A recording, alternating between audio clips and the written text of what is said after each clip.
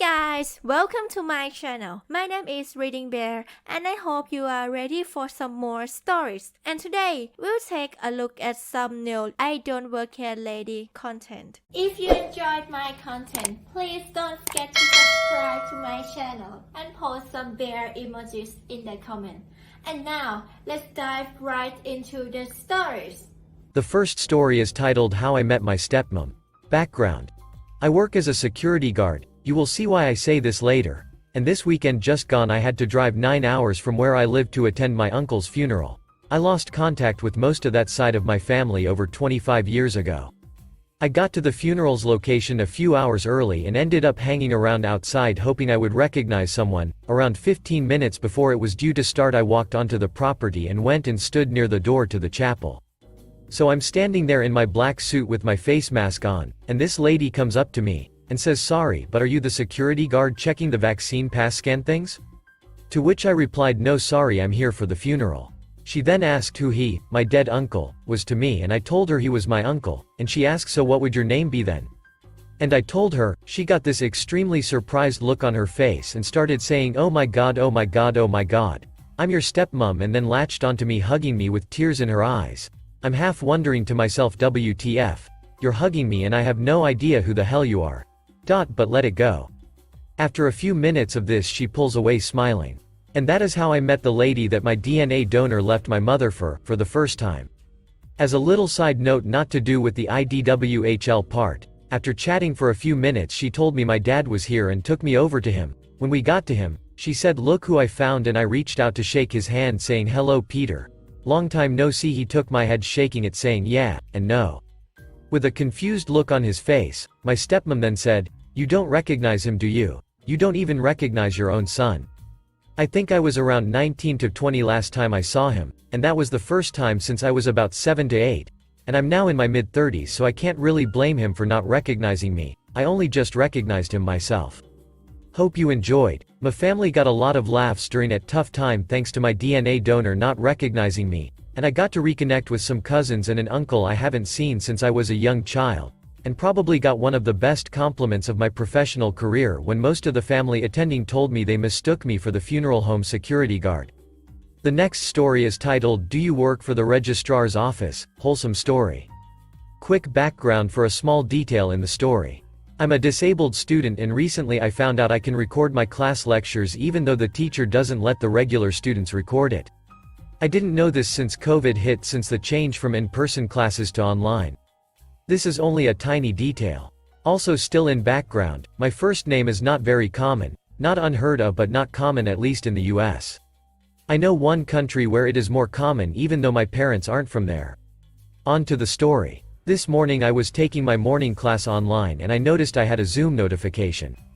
I was a bit confused at first by it, thinking it was related to the lecture video from yesterday. Fully downloading, I decided to wait till after class to figure out if it would resolve itself.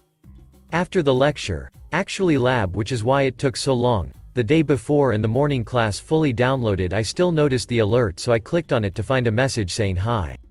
I figured since it's a message on Zoom that it probably is one of my classmates wondering if they can get a copy of the video of the class. The class is game development and keeping up with the code in lecture is a bit difficult. I responded hi and the person asked did I know that I have a picture on Ops School Flickr. I said no and asked to see it. I didn't think I would mind it, but I didn't know what I looked like in it, and so I wanted to check. She sent the link and the picture wasn't of me, but there were lots of pictures there, so I started trying to sort through them till I realized there was over 700 pictures. I asked for the exact picture and she sent me one downloadable, and when I saw it, it was the same as the first I saw when I went to the Flickr account. There were 3 people there chatting and none were me, so I tried to look closer at the background that had students, but no one even came close to looking like me, so I told her that there's no picture of me. She then said, did I get the right op first name? And then she said, do you work at the registrar's office? I said no. That's when she realized she got the wrong email. She apologized profusely and I said that was okay because if it wasn't for the mistake I wouldn't know about Flickr. While I was searching for myself I found the pictures interesting. We said our goodbyes and later I realized how the mistake might have happened. I thought the name looked Formular at the beginning, but I dismissed it as a classmate, then I thought it just looked Formula from the multiple emails I get from the school that's not specifically for me.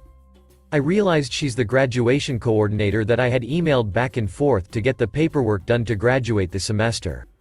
I think what happened is she typed my first name in the to column and my name came up and she didn't check the last name. Oh well, mistakes happen, and now I can check out the Flickr account. The next story is titled Asshole Keeps Parking in My Driveway, Texas. My next door neighbor has a party every few weeks, but this one ass keeps parking in my driveway. I was just going to call a tow truck, but when I told him a warning he just yelled, "If you get my work truck towed I'll will ducking sue for getting me fire," or something like that. I'm %95 sure I'm in the right, but would like some advice just in case. Update. I called the company he works for and they said they will investigate. Update 2. They called me back and put him on the phone, then he apologized. I think he works for his family and that's why didn't just get fired. Now next week he going to come pick up my yard. He works for a yard care service and I'm having cameras installed before then so I don't have to worry about him destroying anything. The next story is titled I'm Not a Fitting Room Attendant. Funny story from my recent trip to the Bullseye store. I wanted to try on a few things tonight, and when I got to the fitting rooms, the whole place was a disaster area. Clothes piled all over the waiting area chairs, clothes piled on the return carts, and worst of all, clothes piled up in both the open fitting rooms.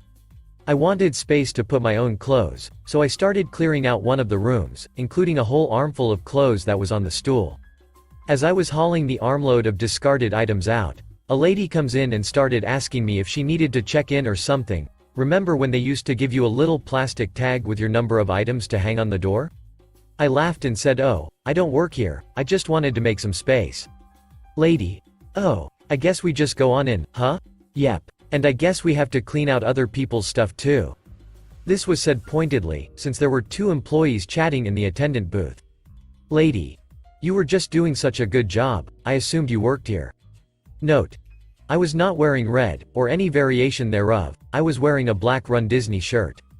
The next story is titled Figures There's a Sub for This. Have you all been mistaken as a worker at a retail store once, or is it something of a regular occurrence? I left my office, walked down the street to the local Macy's, and bought a cute little pearl necklace for my wife when our anniversary, and got a matching one for my young daughter. I work at a corporate law firm, and so was dressed for it. I was waiting at the counter for the kind and helpful sales associate to invoice me when a couple of gentlemen asked me if I worked there.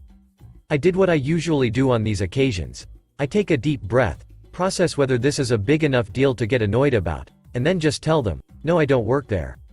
But the question is, why do some people attract this question time and time again? What vibe do I give off? Was it my tie? I've had the same questions asked to me no matter what I wear.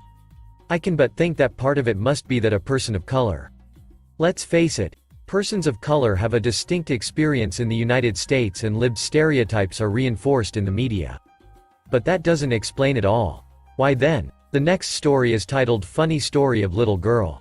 So last week was my birthday, and my aunts decided to take me to shopping to try to make my birthday memorable for a good reason. My little brother had to be life flighted around 2 a.m. on my birthday. He's all good now. So anyways, we got to Kiwi Loco. I really like frozen yogurt lol, and it was fairly busy. I got my bowl, filled it up, then went through the small line to get toppings.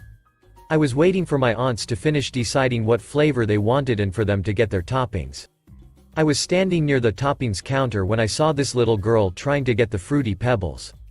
This little girl was at eye level of the counter. I asked if she needed help and she said yes. I'm assuming, mom walked over, she saw me helping the little girl. She thanked me and seemed to rush off to take care of something else. Right after that, another little girl who I assume was the other little girl's sister tapped me on the arm and in that cute little kid voice said, "Excuse me, can you help me get some Oreos?" I of course said yeah sure. After I scooped an appropriate amount of Oreos, she asked me to get her some animal crackers. As I was scooping those, the mother came back and asked her where her bowl was.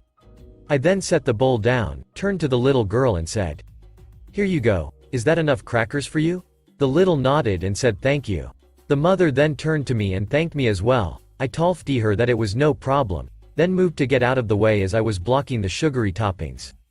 That was my first ever I don't work here lady, and I am honestly kinda proud I get to share it. The next story is titled I Don't Work Here, I Work for a Competitor of This Store. I used to work for Tesco's, which has a very distinctive blue uniform. However, on the way home from work I would occasionally shop at the local Asda, which has a very distinctive green and black uniform. On one occasion I was walking around with my empty basket and a lady approached me to ask where the white vinegar was. I answered as I knew where it was. Later into my shopping trip, whilst walking around with my now full basket, the same lady approached me again. She stated that I was out of white vinegar. Not catching on to the fact that she thought I worked there, I told her that she should speak to an employee. To which she looked at me and firmly pressed her finger into my chest where my uniform said Tesco. She loudly said, "Well, you still have your uniform on. I don't care if you are on break, go and find me what I want." To which I informed her that she was in Asda and that I worked for Tesco. You'd think she would be apologetic, but nope. She turned around, swore under her breath and stormed off. I should also note that I saw her speaking to an actual Asda employee and saw him check his PDA and shake his head. I can only assume they were out of white vinegar. The next story is titled Giving Her Straight Talk. I read a Barnes & Noble story this morning that reminded me of my own B&N experience. I was in the anime section when a little old lady asked me for a recommendation for her 13-year-old granddaughter. I steered her to an age-appropriate section since anime can be very risque or flat-out too sexy for that age group. She gave her thanks and I left. Another lady grabbed me as I strolled away and asked for help finding something. Since it was on the way to the escalators, it was no big deal to walk together then point out what she was looking for. As I got close to the escalators, some nutjob grabbed my arm and spun me around demanding help. Disbelieving that some random person would put hands on a stranger like that, I was stunned for a minute. Finally I just said, "Look lady, I don't work here." She replies, "Then how come you were just helping those other ladies?" Because they asked me nicely and the answers to their questions were conveniently close by. "Then why won't you help me?" she says. "You didn't ask nicely, laid hands on me, and in general, I find you to be a complete twat." I left her standing there with a stupid look on her face. A simple but satisfying tale. The next story is titled I Know You Don't Work Here, But. This was about 20 years ago when I was just turned 40. It was in the UK, so everything is calm and polite. I was at an orange supermarket on the outskirts of Winchester where they have a superb range of whiskies and some pretty decent wines. Or they did at the time. I moved away from the area not long afterwards. I had visited the wine section where I had successfully basketed. Is that a verb? Half a dozen bottles of a wine to which I was slightly partial, Portuguese, red. I think it was a blend. Blends are best unless you're spending telephone numbers. I'd moved on to the whiskey section where there were already quite a few blokes of similar age and temperament perusing the nectar on display. I got chatting with one of said blokes on the finer points of Islay malts. I favor Ardbeg, closely followed by Lafroig as far as the active distilleries go. Some of the closed ones have awesome malts. Anyway, bloke notices I have half a dozen bottles of the same wine and started asking me about it. I told him it was way underpriced, and was a good session wine. They could charge twice, maybe 3 times the price and I'd still buy it. Not exceptional, just very good for its class, very quaffable, and that he should get himself a couple of bottles. I took him to where the bottles were but they'd all gone. I insisted he take a couple of the bottles I had. He said, "No, I'll take just one, you need those for yourself." I said, "I'm not greedy, and I insist you take 2 of my bottles." He'd need 1 bottle to decide it was indeed quaffable, and a second bottle to sit back and enjoy. I had 6 bottles, I'd still have 4 after I'd given him 2. Anyway, I convinced him to take 2 bottles from me. He was quite reluctant, it's just the English way. We chatted a bit more about what whiskies we'd bought and then went on our way. Obviously, I never bumped into him again, but I'd like to think he liked my wine recommendation. The next story is titled I Just Wanted a Drill, Not a Police Report. Alright, so a little backstory. This happened about 4 months ago. I had just finished an 11-hour shift and needed to stop at Home Depot to get a new drill. I just wanted to run in, buy it, run out, and get home. Of course it wasn't that easy. I had just gotten to the drills and was looking over the options in my price range, when I hear it. Excuse me, where are the wax toilet rings? There are a few other people in the area, so ignore it. Assuming there's an employee nearby, it's important to add. As I work in traffic control and just got off the job site, I'm wearing high-visibility pants, a high-visibility vest shirt that says, company name, traffic control on the back, a radio with a shoulder mic, and I have a traffic control technician certification card displayed on my vest. The employees here wear orange aprons and normal clothes. Hello? Do you want to do your job or just stand there looking at tools? At this point, I glanced around to see what was going on.